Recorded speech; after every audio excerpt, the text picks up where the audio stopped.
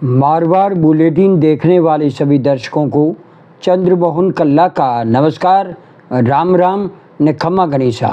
आज के समाचार में RAS प्रियंका बिश्नोई की मौत को लेकर के जोधपुर में बवाल मचा हुआ है। संदिग्ध इस मौत को लेकर के वसुंधरा अस्पताल पर अंगुली उठ रही है और कई प्रश्न ऐसे सामने आए हैं जिसको लेकर के बिश्नोई समाज उत्तेजित है।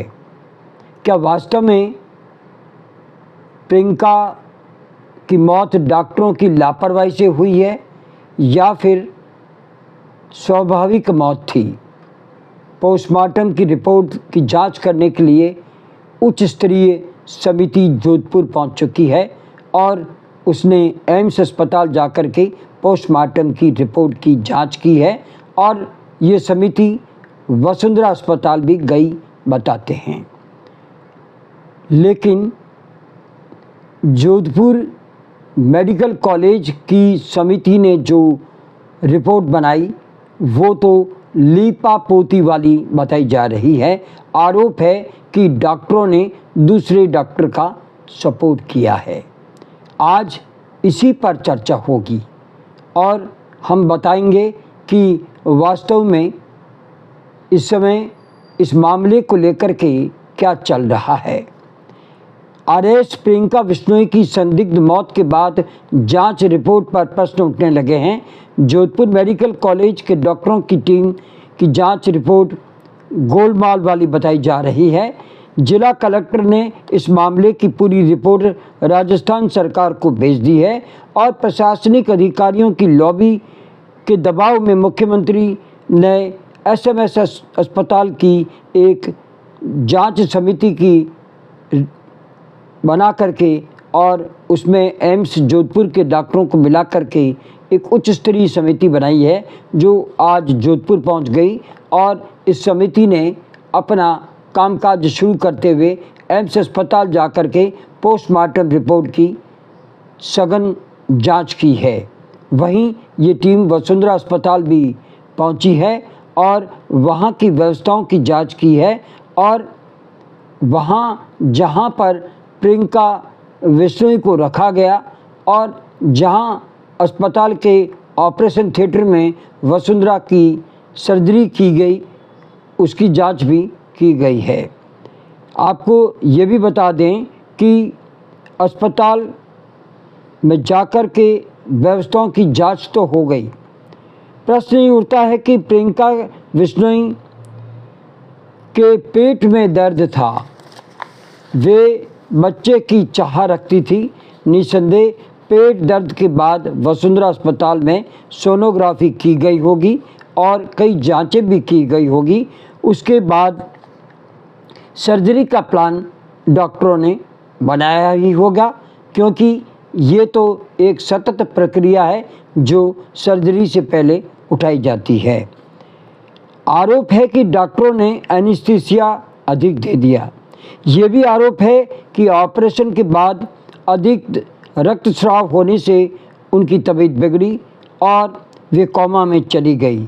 तो आनन फानन में अस्पताल प्रशासन ने प्रियंका को अहमदाबाद ले जाने की सजेस्ट किया और रेफ़र कर दिया। वहाँ प्रियंका ज़िंदगी की जंग हार गई और प्रियंका को लेकर के जब एम्स अस्पताल में पोस्टमार्टम के लिए लाया गया तो बिश्नोई समाज उत्तेजित हो गया और उच्च स्तरीय जांच करने के बाद FIR दर्ज करने और अस्पताल के प्रशासकों वसुंधरा अस्पताल के प्रशासकों के विरुद्ध में मुकदमा दर्ज करने की मांग पर अड़े रहे। आखिरकार समझाइश के बाद वे मान तो गए और अंत्येष्टि भी हो गई, लेकिन अब उच्च स्तरीय जांच में फिर डॉक्टर ही आए हैं। तो क्या जोधपुर के डॉक्टरों का कनेक्शन वसुंधरा अस्पताल से है? हो सकता है ये आरोप सही हो सकता है ये आरोप निराधार हो, लेकिन फिर SMS अस्पताल से आने वाले भी तो डॉक्टर हैं। क्या वे एक डॉक्टर दूसरे डॉक्टर का सपोर्ट करेगा, ये संदेह तो निसंदेह उठ कर के खड़ा हो रहा है। और ये प्रश्न जब उठ गया तो एक प्रश्न ये भी सामने आया कि जब अस्पताल पर अंगुली उठने लगी तो अस्पताल के संचालक से पूछा गया तो उनका जवाब था कि प्रियंका को सिर में बचपन से ट्यूमर था और उसके फूटने से उनकी मौत हुई है। यहाँ ये प्रश्न उठना लाजमी है कि ट्यूमर 32 वर्षीय प्रियंका की ज़िंदगी में कभी असर क्यों नहीं बता पाया। ये प्रश्न सबसे बड़ा है, क्योंकि एक बार भी ट्यूमर को लेकर के ना तो प्रियंका ने कभी शिकायत की, ना ही उन्हें किसी तरह की बेहोशी आई और ना ही इसका असर उनकी ज़िंदगी पर पड़ा, वरना वे आरएस कैसे बन सकती थी। आपको ये भी जानना होगा कि वे मामूली पेट दर्द के बाद में अस्पताल में भर्ती हुई थी।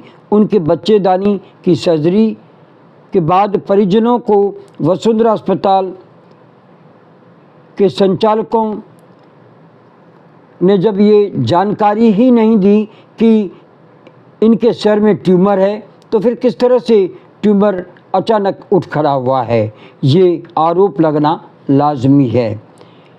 जिसका खुलासा प्रियंका की मौत के बाद जोधपुर लाए शव को देख करके और ये आरोप लगा दिया गया कि उनके सर में ट्यूमर था, तो अंगुलियां तो उठेगी ही। जबकि प्रियंका के ससुर सहीराम का कहना है कि प्रियंका को कोई बचपन की बीमारी नहीं थी और किसी प्रकार के ट्यूमर का असर कभी नहीं सामने आया। वो सामान्य पेट दर्द की शिकायत पर अस्पताल पहुंची थी और अस्पताल के डॉक्टरों की लापरवाही से ये मौत हुई है और इसके लिए पूरी तरह से अस्पताल प्रशासन जिम्मेदार है। इसकी एफआईआर पुलिस को दर्ज करनी चाहिए। खुलासा तो जांच के बाद ही हो पाएगा कि वास्तविक स्थिति क्या है। पहली जांच समिति की रिपोर्ट ने लीपापोती की, ऐसा आरोप विश्नोई समाज लगा रहा है, लेकिन सरकार ने फिर डॉक्टरों को ही उच्च स्तरीय जांच के लिए एसएमएस अस्पताल से जोधपुर भेज दिया। संदेह है कि एक डॉक्टर दूसरे डॉक्टर के विरुद्ध सही रिपोर्ट दे देगा। ये प्रश्न भी आज उठ खड़ा हुआ है और विश्नोई समाज ने इस पर भी संदेह व्यक्त कर दिया है, लेकिन जांच शुरू हो गई है और मामला ये उठता है कि सरकार आखिर डॉक्टरों को लेकर के ही जांच क्यों करवा रही है, जबकि इसमें मजिस्ट्रेट जांच हो सकती है। और क्यों नहीं विश्नोई समाज की मांग पर सीबीआई की जांच के आदेश सरकार दे रही है। ये तो तय है कि विश्नोई समाज की अपनी बेटी खोई है तो प्रतिकार तो होगा। प्रियंका की मौत के बाद उसे न्याय मिलना चाहिए, ये मांग विश्नोई समाज की है। लेकिन जांच रिपोर्ट क्या आती है, मेडिकल बोर्ड की पोस्टमार्टम रिपोर्ट क्या आती है, इसके बाद ही आरोप तय हो पाएंगे। लेकिन ये तय है कि अच्छी भली स्वस्थ प्रियंका जो अपना प्रशासनिक कामकाज संभाल रही थी, अचानक जिंदगी की जंग हार गई और एक अच्छा कुशल प्रशासक राजस्थान ने खो दिया। इसका दर्द हर व्यक्ति को है कि प्रियंका की मौत अगर संदेहास्पद है तो इसकी जांच होनी चाहिए और आरोपियों को सजा मिलनी चाहिए।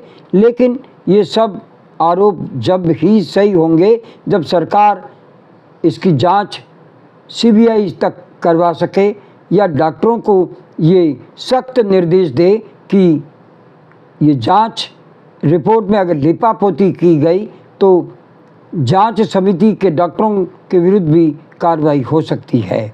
बहरहाल आज चिकित्सा मंत्री गजेंद्र सिंह खीसर ने भी यही कहा है कि जांच रिपोर्ट आने के बाद ही वे कुछ कह सकते हैं। यानी ये तो तय है कि जांच रिपोर्ट डॉक्टर्स की उच्च स्तरीय समिति क्या देती है, इस पर ही सरकार निर्णय लेगी। लेकिन क्या विश्नोई समाज इससे संतुष्ट होगा? वो मजिस्ट्रेट की जांच चाहता है, वो सीबीआई की जांच चाहता है और ये जांच सरकार को करवानी होगी। आज बस इतना ही, और अगला समाचार लेकर के हम हाजिर होंगे। लेकिन इससे पहले हम जानना चाहते हैं कि आपको ये चैनल कैसा लगता है। अगर आपको ये चैनल पसंद है, इसे सब्सक्राइब करें, लाइक करें, शेयर करें और इस चैनल को बढ़ावा दें। आज्ञा दीजिए। नमस्कार, जय हिंद, शुभ रात्रि, शब्बा खैर, जय जय भारती।